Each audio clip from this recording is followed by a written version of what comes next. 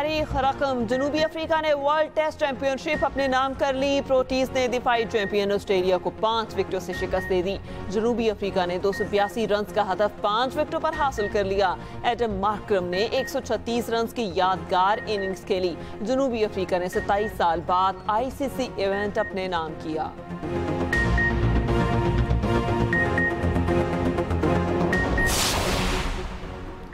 Iran Israel पर बहुत बड़े पैमाने पर हमला करेगा। ईरानी मीडिया का दावा। कहा, ईरान ने बाज़ाब्ता तौर पर फ्रांस, बरतानिया और अमेरिका को आगाह कर दिया। उधर इसराइल का ईरान के शुमाल मगरबी शहर तब्रेज़ में रिफाइनरी के करीब नया हमला।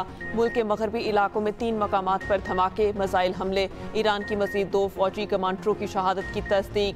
3 ईरानी जोहरी साइंसदान भी शहीद। ईरान पर इसराइली हमलों में 78 अफराद शहीद, 300 जख्मी हुए।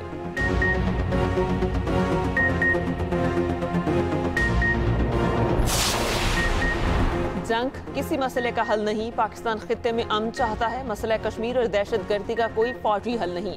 मसाइल का हल सिफारतकारी और मुज़ाकरात से ही मुमकिन है। सरबराह पाकिस्तानी सिफारती वफ्द बिलावल भुट्टो जरदारी की न्यूज़ कॉन्फ्रेंस। बिलावल भुट्टो का आलमी बरादरी से ईरान इसराइल जंग बंद कराने का मुतालबा।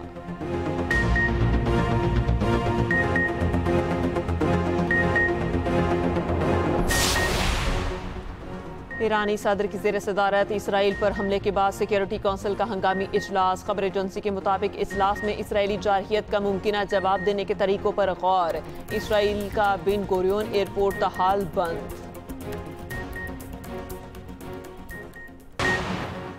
हमारी फौज तैयार है, इसराइल को भागने नहीं देंगे। ईरानी हुकूमत और अवाम फौज के पीछे खड़े हैं। ईरानी सुप्रीम लीडर आयतुल्लाह खामनाई का अवाम से खिताब। उधर ईरानी सदर की ज़ेर सदारत इसराइल पर हमले के बाद सिक्योरिटी कौंसिल का हंगामी इजलास। खबर एजेंसी के मुताबिक इजलास में इसराइली जारहियत का मुमकिना जवाब देने के तरीकों पर गौर। इसराइल का बिन गोरियन एयरपोर्ट ताहाल बंद।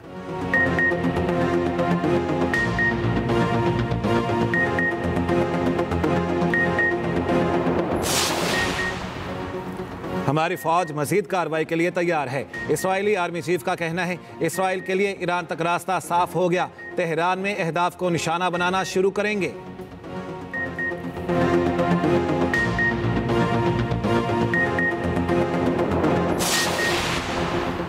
हमले का फैसला कुन जवाब दिया जाएगा। इसराइल पर जल्द खैबर मिसाइल दागे जाएंगे। ईरानी पासदारान इनकलाब ने सख्त अल्फाज में खबरदार कर दिया।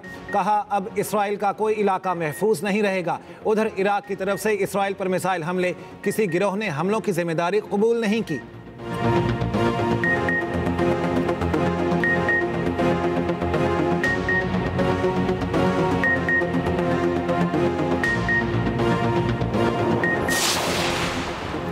सेहूनियत पूरी इस्लामी दुनिया की दुश्मन है। इसराइल का ईरान पर हमला इंतहाई अफसोसनाक है। वज़ीर दिफा ख्वाजा आसिफ का कौमी असम्बली में खिताब।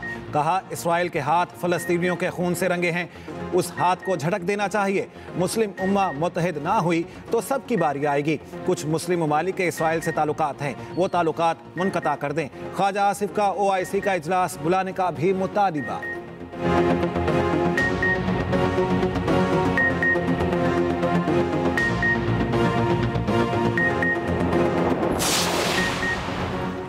इसराइल का ईरानी मिसाइल तबाह करने का दावा। खबर एजेंसी के मुताबिक अमेरिका ईरानी मिसाइलों को नाकारा बनाने में इसराइल की मदद कर रहा है। इसराइली वज़ीर आज़म नेतन्याहू का ईरान पर हमले जारी रखने का ऐलान।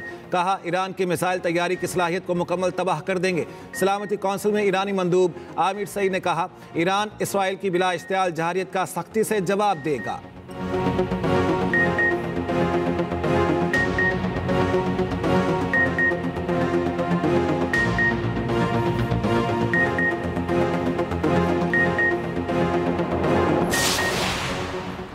पाकिस्तान के ईरान पर इसराइली हमलों की शदीद मजम्मत। अक़वाम मुत्तहिदा में पाकिस्तानी मंदूब आसिम इफ्तिखार ने कहा, इसराइली हमले ईरान के खुद मुख्तारी और इलाकाई सालमियत की खिलाफ वर्जी है। ईरान को अपने दिफा का पूरा हक हासिल है। पाकिस्तान ईरान के अवाम के साथ खड़ा है। ऐसे इक़दाम दुनिया में अमन व सलामती के लिए शदीद खतरा बन सकते हैं।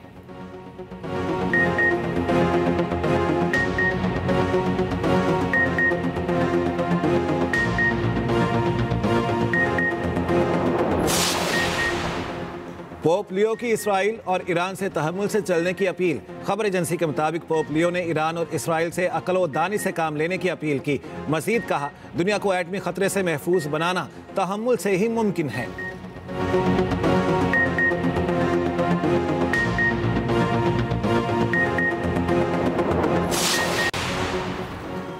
अक़वाम मुत्तहिदा के सेक्रेटरी जनरल अंतोनियो गुतेरेस का ईरान और इसराइल से जंग रोकने का मुतालिबा। कहा, ईरानी जौहरी मकामात पर इसराइली बमबारी, तल अबीब में ईरानी मिसाइल हमले, ये काफ़ी कशीदगी है। अब इस कशीदगी को रोकने का वक्त है।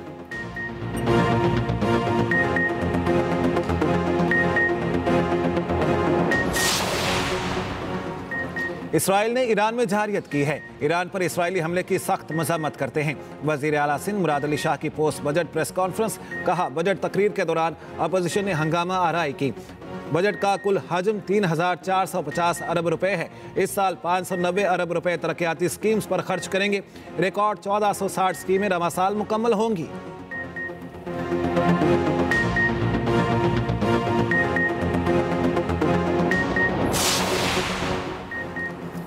विफाक ने तरक्याती अखराजात के लिए 1000 अरब रुपए मुख्तस किए।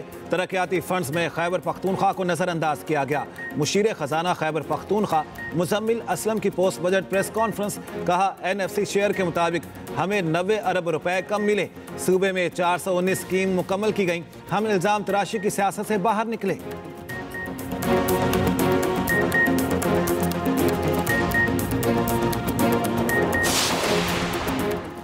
बलोचिस्तान हुकूमत का बजट 17 जून को पेश किया जाएगा। बजट तजावीज़ पर अपोजिशन से मुशावरत जारी है। वज़ीर आला बलोचिस्तान ने कहा था, गलती की गुंजाइश है, कोताही की नहीं।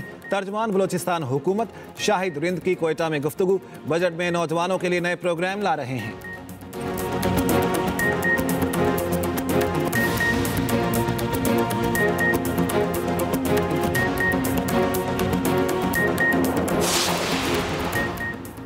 और ICC टेस्ट चैंपियनशिप फाइनल में जनूबी अफ्रीका जीत के करीब। प्रोटीज को कैंगरूज के खिलाफ तारीखी जीत के लिए सिर्फ 30 रन दरकार। ऑस्ट्रेलिया को फतह के लिए 6 विकेटों की जरूरत। ऑस्ट्रेलिया ने जनूबी अफ्रीका को जीत के लिए 282 रन का हदफ दिया।